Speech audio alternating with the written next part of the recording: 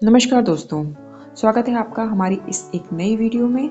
आज हम आपसे बात करेंगे पटेल के ऑपरेशन पोलो और मेनली रजाकारों के बारे में, जो कि आतंक का दूसरा नाम था और उन्होंने किस तरह हैदराबाद की जनता को आतंकित किया हुआ था, किस तरह वो उन पर अत्याचार ढाते थे और वो कैसे इतने पावरफुल हो गए कि उन्होंने इतने अत्याचार ढाए और सरकार कुछ नहीं कर पा रही थी वहाँ की। तो चलिए शुरू करते हैं। रजाकार एक आतंक। हैदराबाद एक ऐसा रजवाड़ा था जिसका निजाम एक मुसलमान था, परंतु राज्य में बहुमत हिंदुओं का था। निजाम हिंदुओं से नफरत करते थे। अपनी एक कविता में निजाम ने लिखा है, मैं पासबानी दीन हूँ, कुफ्र का जल्लाद हूँ, अर्थात मैं इस्लाम का रक्षक हूँ और हिंदुओं का भक्षक हूँ। निजाम के अंतर्गत हैदराबाद के 13% ही मुसलमान थे, परंतु उच्च पदों पर 88% मुसलमान थे।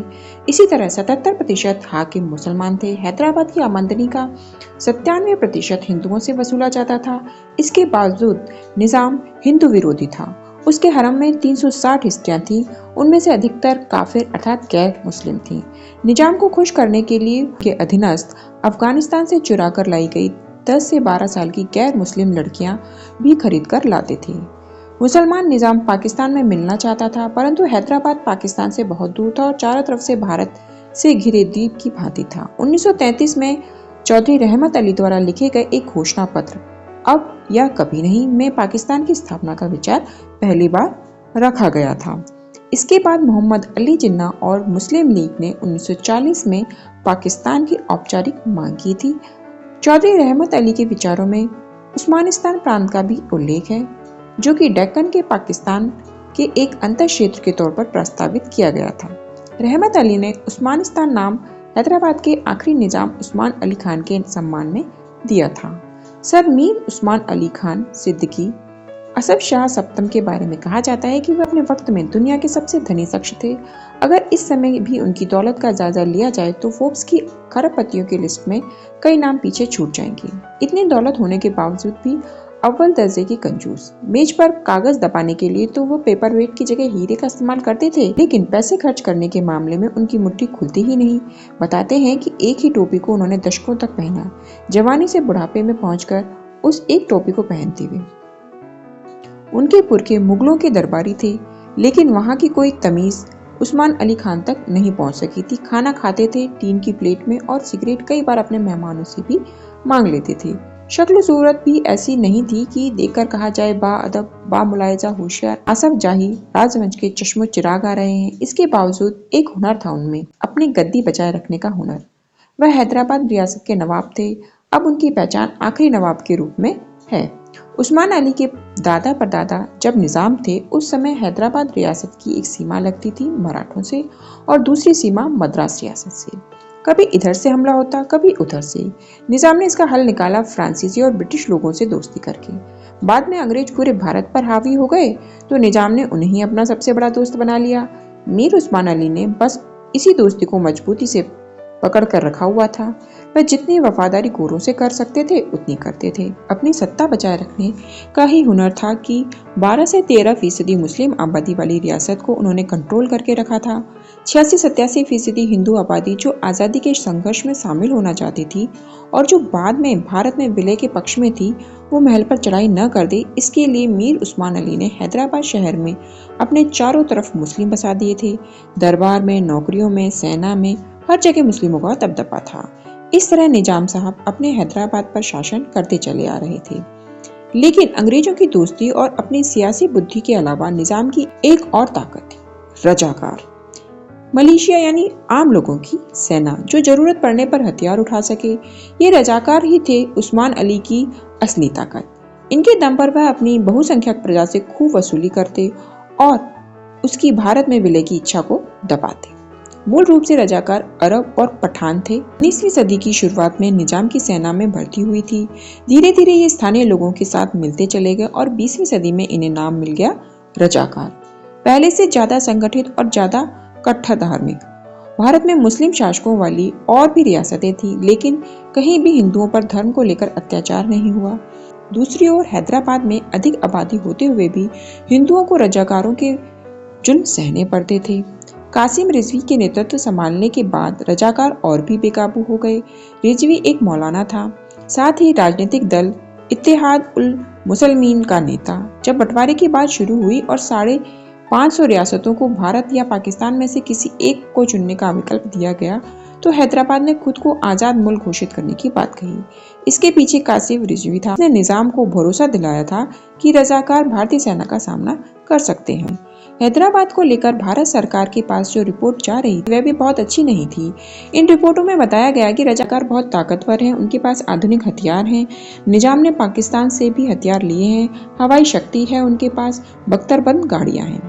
भारत पहले से ही जम्मू कश्मीर के संकट से जूझ रहा था। ऐसे में प्रधानमंत्री जवाहरलाल नेहरू नहीं चाहते थे कि एक और मोर्चा खुल जाए। बातचीत के जरिए समझौते का मार्ग खोलते हुए हैदराबाद के निजाम और भारत सरकार के बीच एक स्टैंड स्टिल एग्रीमेंट हुआ। इसमें निजाम को कुछ स्वायत्तता देने का प्रस्ताव था, लेकिन कट्टरपंथी रजाकारों के कहने पर मीर उस्मान अली ने उसे स्वीकार नहीं किया।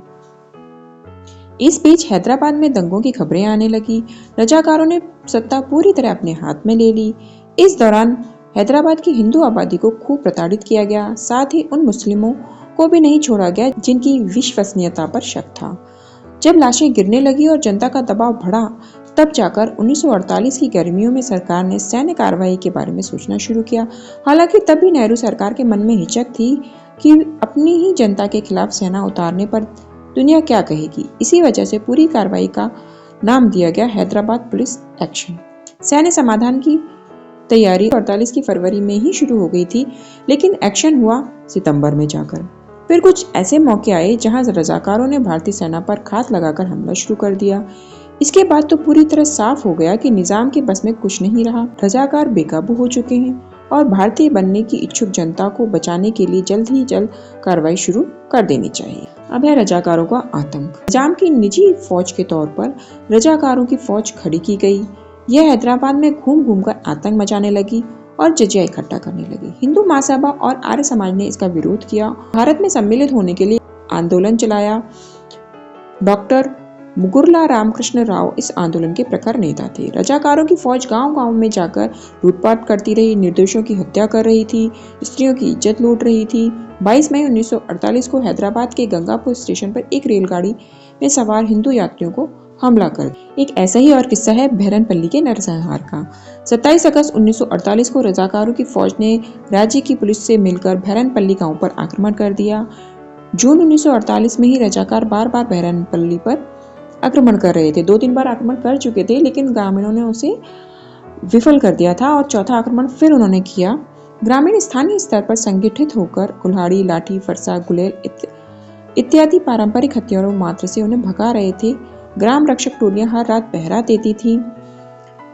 इन ग्रामीण तरीकों से ही वे रजाकारों के 3 हमले विफल कर चुके थे, पर चौथी बार रजाकारों की संख्या बहुत बड़ी थी। ग्रामीण मुकाबला नहीं कर पाए। जनजातीय समाज का वार्षिक त्योहार बैठकुमा मनाया जा रहा था। उनके अत्याचार से तंग आकर अनेक स्त्रियों ने कुएं में कूदकर अपनी जान दे दी। 120 से ज्यादा लोग मारे गए। इस घिनौने अत्याचार से पूरे हैदराबाद की जनता में आक्रोश भर दिया। रजाकारों के द्वारा किस प्रकार से निर्दोष जनता को आतंकित किया गया, इसका आंखों देखा हाल वर्ष में 2017 में द हिंदू में एक स्थानीय वरिष्ठ नागरिक चलाचंद्र रेड्डी के शब्दों में प्रकाशित है। उन्होंने बताया कि गुलेल जैसे पारंपरिक हथियारों से भी ग्रामीणों ने क्रूर रजाकारों को रोके रखा, परंतु रजाकारों की बंदूकों के सामने ग्रामीण कब तक लड़ पाते। बहुत से लोग घायल होकर जिंदगी भर के लिए अपाहिज हो गए। बहुत से लोग मारे गए। स्त्रियों के आभूषण छीन लिए गए। इस घटना के उपरांत सरदार पटेल ने हैदराबाद में भारतीय सेना भेजने का निर्णय लिया। सरदार पटेल ने कहा इसे 12 तारीख किया जाए। तत्कालीन हैदराबाद स्टेट के केंद्रीय सलाहकार के मुंशी ने अपनी पुस्तक में लिखा है कि सेना की लामबंदी की तिथि 9 सितंबर निश्चित की गई थी, क्योंकि 3 दिन उन्हें हैदराबाद में अपने गंतव्य स्थान तक पहुंचने में लगने थे। 12 सितंबर 1948 को दोपहर 1:45 पर सेना ने अभियान शुरू किया। 5 तरफ से धावा बोला गया। हवाई हमले का जवाब देने के लिए पोलो एयर टास्क फोर्स भी बनाई गई थी। कहा जाता है कि लड़ाई शुरू होते ही रजाकार घुटने टेकने लगे। उनके पास न ही हथियार थे और न ही लोग। निजाम की कोई एयरफोर्स भी नहीं थी और बख्तरबंद गाड़ियां भी चलने लायक नहीं थी। तब पता चला कि रजाकारों के बारे में कितनी बातें बढ़ा चढ़ाकर बताई गई थी। रजाकारों को केवल अत्याचार करना आता था। वे निहत्थे आम लोगों से लूटपाट कर सकते थे। युद्ध करना, और वह भी बेहद प्रशिक्षित भारतीय सेना से, उनके बस का नहीं था।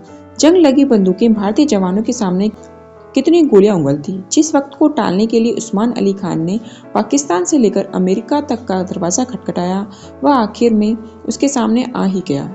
इसे ऑपरेशन पोलो नाम दिया गया। भारतीय सेना ने मात्र 5 दिन में ही इस अभियान को निपटा दिया। यह सरदार पटेल की सैन्य बुद्धि और कूटनीति का ही परिणाम था। कुछ ही वक्त में रजाकार लड़ाई हार गए और 17 सितंबर 1948 को हैदराबाद का भारत में विलय हुआ। कासिम रिजवी और हैदराबाद के प्रधानमंत्री पाकिस्तान भाग गए। बहरनपल्ली का आस्था और ऑपरेशन पोलो इस बात को दर्शाते हैं कि रजवाड़ों का विलय कितना जटिल और विशाल कार्य था। इस अमूल्य योगदान के लिए देश सरदार पटेल का आभारी रहेगा। देश उन वीरों के प्रति भी कृतज्ञ है जिन्होंने राष्ट्रीय एकता और संप्रभुता की रक्षा स्थानीय स्तर पर बहरनपल्ली गांव में की और सर्वस्व बलिदान किया। देखने के लिए धन्यवाद। Please like, share and subscribe and comment.